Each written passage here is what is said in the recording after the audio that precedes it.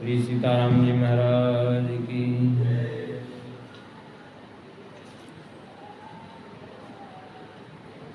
हम लोग नाम महिमा के प्रसंग में स्मरण कर रहे थे। भगवान शंकर जी पार्वती जी को उपदेश दे रहे थे। आगे भगवान शंकर जी कहते हैं, राम नाम प्रभावोऽयं केन वक्तुं न शक्यते, ब्रह्मादीनां बुद्धिरपि कुण्ठिता भवते ध्रुवम्। श्री राम नाम के प्रभाव को संपूर्ण रूप से कोई भी कहने में समर्थ नहीं है। कह रहे हैं भगवान शंकर जी, ब्रह्मादीनां बुद्धिरपि कुंठिता भवति ध्रुवम्। श्री राम नाम का प्रभाव वर्णन करने में तो स्वयं ब्रह्मादि देवताओं की भी बुद्धि कुंठित हो जाती है, सामान्य जीव की क्या विसात है। श्री राम नाम का ऐसा प्रभाव है। कोटि तीर्थादि दानानि, कोटि यज्ञ कोटि योग व्रतानि च, कोटि यज्ञ जपाश्चैव तपसा कोटि कोटया। कहते हैं करोड़ों करोड़ों तीर्थ, करोड़ों दान, करोड़ों योग व्रत, करोड़ों जप, करोड़ों यज्ञ तपस्या, करोड़ों करोड़ों तपस्या भी, और कोटि ज्ञानैश्च विज्ञानै कोटि ध्यान समाधि भी, करोड़ों करोड़ों ज्ञान विज्ञान ध्यान समाधि, ये सब भी सत्यम वदामि तैस्तुल्यम राम नाम न वर्तते। ये सब मिलकर के भी श्री राम नाम की समता कभी नहीं कर सकते हैं। परावाण्यां भजे नित्यम राम नाम परात्परम, त्यक्त्वा मोहं च मात्सर्यं वाक्यं चैवामृतं तथा, हरन्मूलं क्रोधकामाद्या लोभमज्ञानमेव च, रागद्वेषं च दुस्संगं त्यक्त्वा दुर्वासनामपि, सर्वेन्द्रियजितो भूत्वा भूतो बाह्यांतरस्तथा, इत्थं नाम जपे नित्यं राम रूपो भवे नरः। कहते हैं मोह, मात्सर्य, असत्य भाषण और हृदय के मैल, हृन्मलम अर्थात हृदय का मैल गंदगी, क्रोधम अर्थात क्रोध कामाद्या अर्थात काम क्रोधादि विकार, लोभ अज्ञान में विचार, लोभ अज्ञान आदि, राग द्वेष और दुस्संग अर्थात कुसंग और दुर्वासना, इन सब का त्याग करके परावाण्यम भजे नित्यम राम नाम परात्परम, जो परावाणी से, जो श्री राम नाम का निरंतर कीर्तन करते रहते हैं, निरंतर भजन करते रहते हैं, और धीरे धीरे उनकी स्थिति क्या होती है? बोले श्री राम नाम का स्मरण करने से सर्वेन्द्रिय जितो भूत्वा, समस्त इंद्रियों पर अपनी विजय प्राप्त कर लेता है। अपूतो बाह्यांतरस्तथा, अंदर से बाहर से पवित्र हो जाता है। इत्थम नाम जपे नित्यम राम रूपो भवे नरः। अब इस प्रकार से नाम जप करते करते धीरे धीरे वो श्री राम जी का रूप ही हो जाता है, श्री राम जी के सारूप्य को प्राप्त कर लेता है। रहा पठति यो नित्यम एतत् कमलोचने, सर्वध्यान फलम तस्य कलाम्नारहन्ति षोडशीम्। भगवान भोलेनाथ कहते हैं, हे कमलोचने, हे देवी पार्वती, रहा पठत यो नित्यम, जो एकांत में निरंतर श्री राम नाम का जप करते रहते हैं, सर्वध्यान फलम तस्य कलाम्नारहन्ति षोडशीम्, समस्त ध्यान का फल भी उसकी 16वीं कला की बराबरी नहीं कर सकता है। सठाय पर शिष्याय विषयाध्याय मानिने, दातव्यम न दातव्यम श्री राम उपासकं विना। यदि कहते हैं भगवान भोलेनाथ, हे देवी पार्वती जी, किंतु इस रहस्य को अर्थात श्री राम नाम की इस महिमा को, श्री राम नाम के इस प्रभाव का वर्णन सठाय प्रशिष्याय विषयाध्याय मान्य, जो सठ है, जो दूसरी विभिन्न जो है उसमें आसक्त है, विभिन्न मतों में फंसा हुआ है और विषयी है और अहंकारी है, ऐसे लोगों को न दातव्यम न दातव्यम, उनको इस रहस्य का ज्ञान कभी नहीं कराना चाहिए, उनको न दातव्यम, उसको नहीं देना चाहिए, अर्थात उनके सामने इसका बखान करना उचित नहीं है। यदि दातव्यमन्येषां सद्यो मृत्युः प्रजायते महतामेव सर्वेषां जीवनं प्रोच्यते यतः। कहते हैं कि क्योंकि ऐसे लोगों को जो देता है निश्चित रूप से, कहते हैं सद्यो मृत्यु प्रजायते, वो शीघ्र ही मृत्यु की ओर चला जाता है। मरना तो सबको है, मृत्यु की ओर माने वो जन्म मृत्यु के चक्र में भटक जाता है। नहीं बात समझे? देखिए, जैसे अनधिकारी व्यक्ति को दीक्षा देना माने अपनी हानि करना। अनधिकारी व्यक्ति को कुछ देंगे तो क्या होगा? अपना ही उससे जो है नुकसान होगा, अपनी ही हानि होगी। जैसे उदाहरण के लिए आपको बीज बोना है, आप खेत में बीज बोएंगे, बढ़िया खेत उपजाऊ है, बढ़िया तैयार खेत है, उसमें बीज बोएंगे तो वो बोया हुआ बीज कई गुना होकर के आपको प्राप्त होगा। किंतु आप जाकर के ऐसे बंजर में बिना जोते बोए सैकड़ों वर्ष से जो पड़ी हुई बंजर भूमि है, ऐसे बीज फेंक करके चले आएंगे तो घर का जो रहा सहा बीज है वो भी नष्ट हो जाएगा। होगा कि नहीं होगा? क्यों? क्योंकि उससे आपको मिलना नहीं है, बल्कि जो आप डाल करके उस भूमि में आए वह भी जो है नष्ट हो जाएगा, वो आपके काम बिल्कुल नहीं आएगा। बस ऐसे ही समझ लेना चाहिए, ऐसे दुष्ट को सठ को देने से वह नष्ट ही हो जाता है।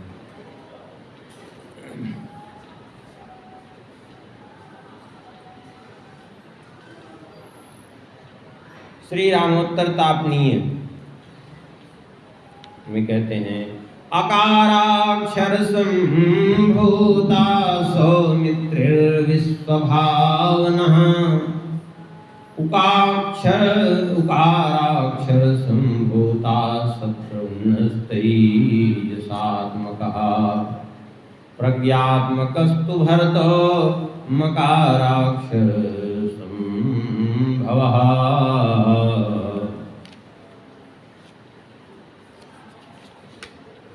अर्धमात्रात्मको रामो ब्रह्मानंदैकविग्रह।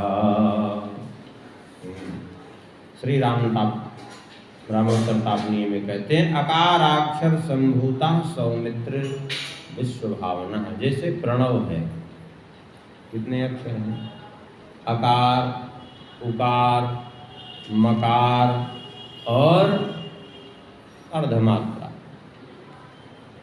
तो इनमें अकाराक्षर संभूता सौमित्र विश्वभावना, अकार अक्षर से सौमित्र अर्थात लक्ष्मण जी प्रकट हुए। उकार अक्षर से उकाराक्षर संभूता शत्रुघ्न तेजसात्मका, उकार अक्षर से जो है शत्रुघ्न जी।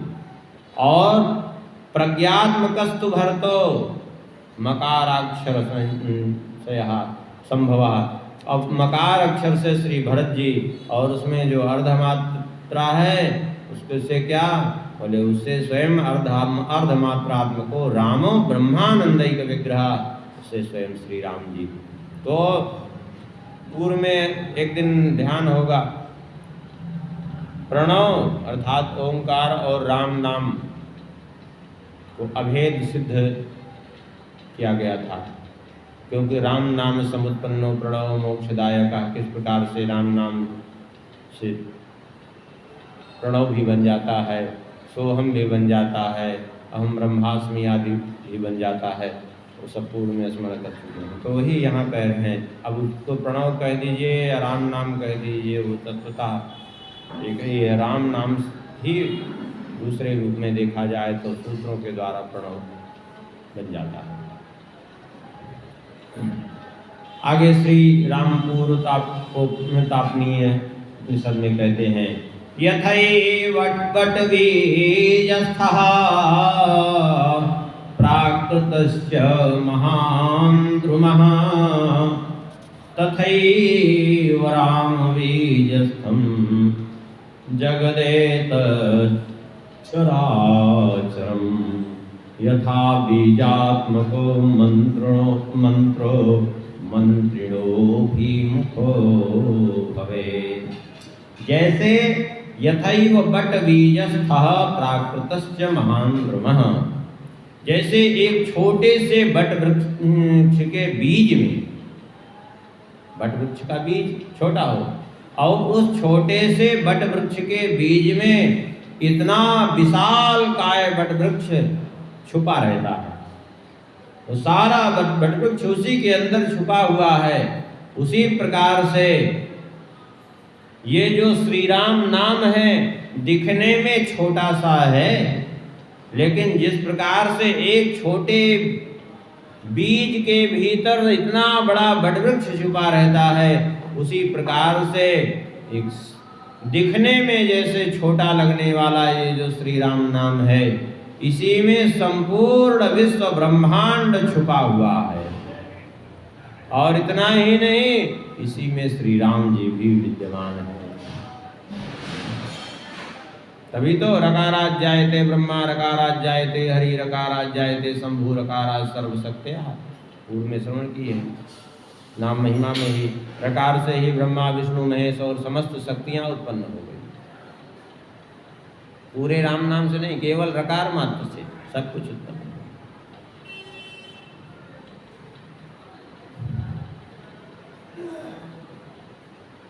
जैसे बीज है, छोटा सा बीज, अब बीज को क्या करते हैं, बीज को भूमि में डालते हैं, ठीक है। बीज को बढ़िया जोते, बढ़िया जो है अच्छे से भूमि तैयार करिए, तैयार करके उस बीज को भूमि में डाल दीजिए और उसको क्या करें, बोले उस बीज को भूमि में डाल करके बढ़िया सुंदर जल से उसका सिंचन कर दीजिए। अब धीरे धीरे वो बीज फूटेगा, अंकुरित होगा और फिर उससे क्या होगा, बट वृक्ष। कोई भी बीज हो, जिस चीज का बीज रहेगा उसका वृक्ष तैयार हो जाएगा, सीधी बात है। तो जिस प्रकार से एक बीज से वृक्ष तैयार हो जाता है, ऐसे ही ये राम नाम क्या है, ये राम नाम रूपी मंत्र जब कान से हृदय रूपी बीज में बोया जाता है, जब बोया जाता है तो फिर वो धीरे धीरे अंकुर फूटता है, और अंकुर फूटता है तो क्या करे, बोले जैसे अंकुर फूटा छोटा सा पौधा बना, तो उस पौधे को बड़ा करने के लिए आपको आवश्यकता है किस चीज की, सिंचाई की, उसकी देख रेख की। ठीक इसी प्रकार से ये हृदय में जो राम नाम रूपी बीज, मंत्र रूपी बीज जो पड़ा है, इसको वृक्ष बनने के लिए आपको क्या करना है, बोले सत्संग रूपी भगवत कथा रूपी जल से सींचना है। और जैसे छोटे से वृक्ष को सुरक्षित रखने के लिए बाड़ लगाते हैं, नहीं तो क्या होगा, बाड़ नहीं लगाएंगे तो बकरी आकर के उसको सब चबा जाएगी।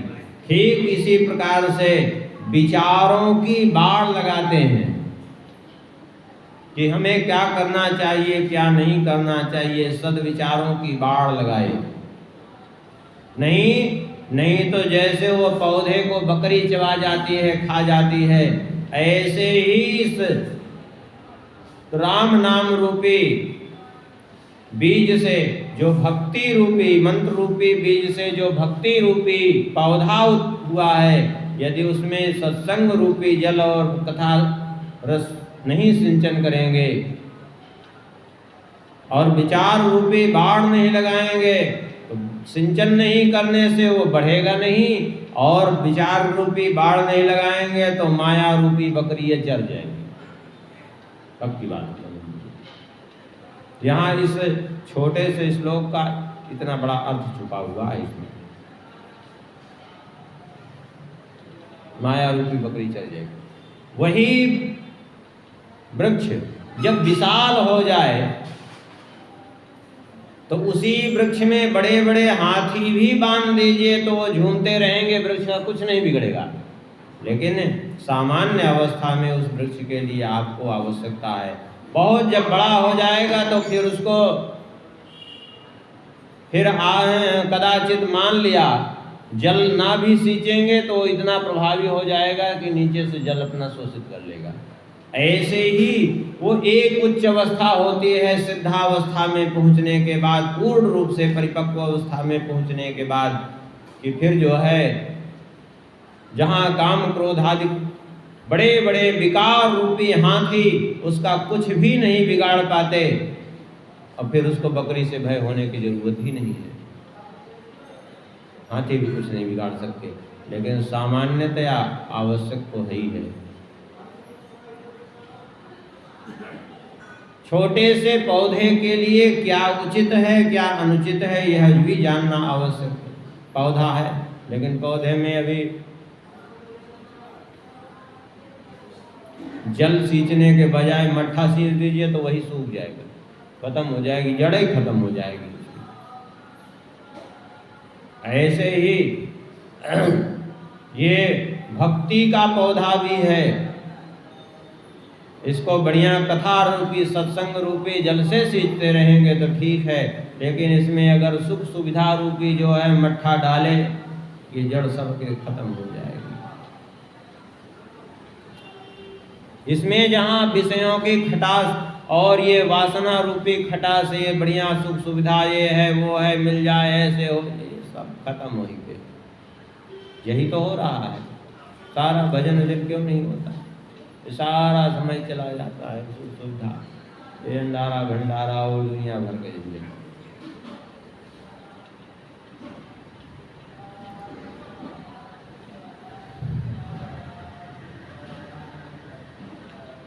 अब धीरे धीरे होता क्या है, उसी वृक्ष से, मैं उसी बीज से ही अलग से कहीं नहीं आएगा, वही बीज ही इतने विशाल वट वृक्ष को आपके सन्मुख प्रकट कर देगा। ठीक इसी प्रकार से यह नाम ही साक्षात नामी को अपने आपके सन्मुख प्रकट कर देगा। जैसे एक छोटे से बीज में संपूर्ण वृक्ष भी अंदर विराजमान है, उसी प्रकार से इस छोटे से नाम में स्वयं नामी भगवान विराजमान है। सीधी बात ये है, तात्पर्य इसका ये है। भगवान भोलेनाथ कहते हैं, धर्म मार्गम चरित्रेण ज्ञान मार्गम च नामतः तथा ध्यानेन वैराग्यम ऐश्वर्यं तस्य पूजनात्। श्री राम जी ने क्या किया? बोले धर्म मार्गम चरित्रेण। श्री राम जी ने अपने चरित्र से धर्म मार्ग को और ज्ञान मार्गम च नामतः, अपने नाम के माध्यम से समस्त वेद ज्ञान को, और तथा ध्यानेन वैराग्यम, और अपने ध्यान के माध्यम से वैराग्य को, और ऐश्वर्यम तस्य पूजनात्, और ऐश्वर्य के माध्यम से पूजन को व्यवस्थित किया है।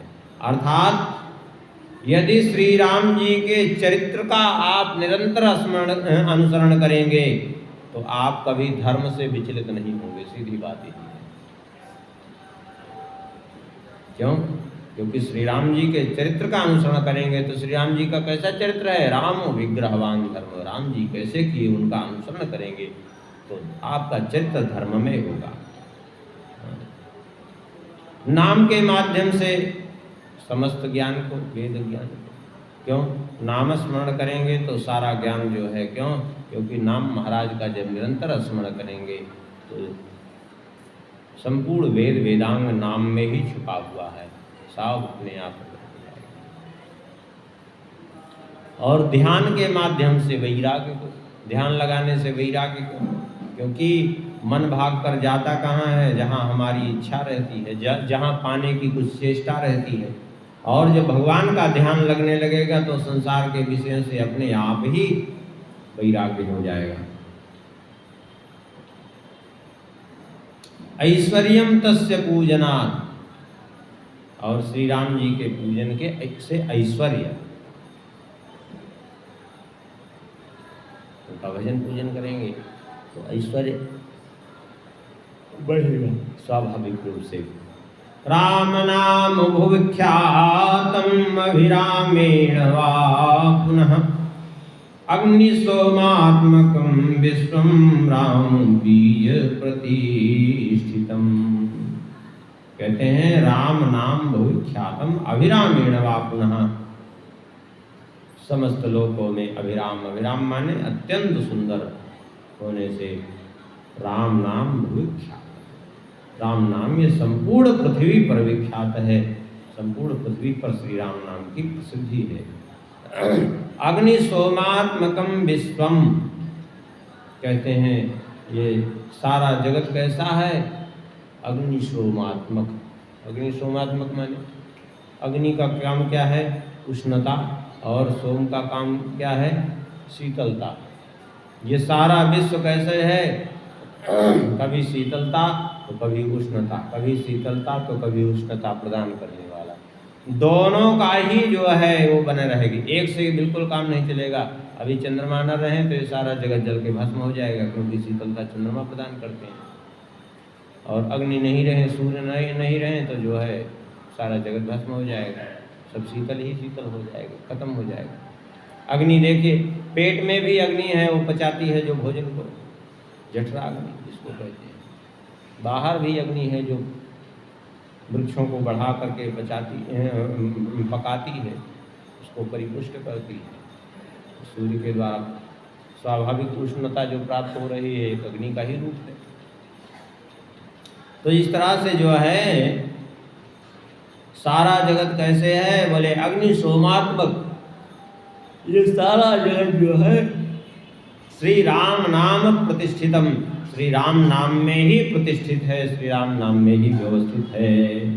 रमन्ते योगिनो नन्ते सत्यानंदे चिदात्मनि इति राम पदेनासौ परम ब्रह्मा विधीयते। कहते हैं रमन्ते योगिनो यस्मिन् सत्यानंदे चिदात्मनि, जिसमें बड़े बड़े योगी जन रमण करते हैं ऐसे अनंत सत्य स्वरूप, सत्यानंद स्वरूप, चित स्वरूप जो भगवान श्री राम नाम का, भगवान का श्री राम नाम है। ये क्या है? बोले इति राम पदे नासौ परम ब्रह्मा विधीयते। श्री राम नाम को कहने से परब्रह्म परमात्मा का ही बोध होता है, क्योंकि श्री राम नाम क्या है? राम नाम स्वयं परब्रह्म ही है। जैसे ब्रह्म के अलग अलग स्वरूप हैं, जैसे ब्रह्म का निर्गुण निराकार स्वरूप सब जगह व्याप्त है, जो किसी दृष्टि से नहीं देखा जा सकता। लेकिन ब्रह्म का सगुण साकार स्वरूप यदि देखा जाए तो ब्रह्म के सगुण साकार रूप में महागणपति, महाविष्णु, महाशिव, महादुर्गा और महासूर्य, जो परब्रह्म के ये पांचों जो है स्वरूप हैं, सगुण साकार रूप। ऐसे ही परब्रह्म का शब्द रूप क्या है? परब्रह्म का शब्द रूप है राम, परब्रह्म का शब्द रूप है प्रणव। ये दोनों परब्रह्म के साक्षात शब्द रूप हैं। इसी को कहते हैं लोग शब्द ब्रह्म। तो राम नाम क्या है? बोले साक्षात परब्रह्म ही है राम नाम, अलग कुछ नहीं है।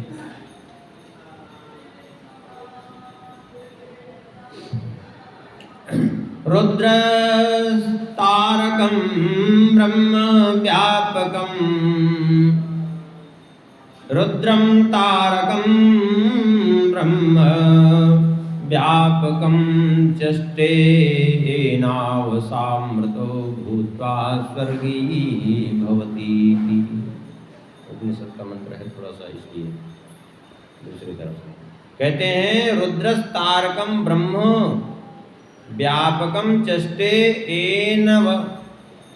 जिस भगवान रुद्र अर्थात भगवान शंकर जी जिस तारक ब्रह्म का अर्थात श्री राम नाम का क्या करते हैं? बोले मरणासन्न जीव को, मरने वाले जीव को कान में राम नाम प्रदान करते हैं, तो उससे क्या करता है वो? बोले अमृतो भवति, अमृतो भूत्वा स्वर्गो भवति थी। वो अमृत स्वरूप होकर के अर्थात जन्म मृत्यु के बंधन से मुक्त होकर के स्वर्गी भवती थी। स्वर्गी माने भगवान के परम धाम का स्वस्वर्गे गीयति स्वर्गायो हरितलोकम भक्ता नाम निवास स्थानम। उस परम धाम को चला जाता है, मुक्त हो जाता है। कैसे? बोले श्री राम नाम के प्रभाव से। श्री रामोपनिषद में कहते हैं रामेव परम ब्रह्म, रामेव परम तपः, रामेव परम तत्वं, श्री रामो ब्रह्म तारकम। श्री राम जी ही परम ब्रह्म है, श्री राम जी ही परम तप हैं, और श्री राम जी ही परम तत्व हैं, और श्री राम जी ही ब्रह्म तारकम, तारक ब्रह्म है।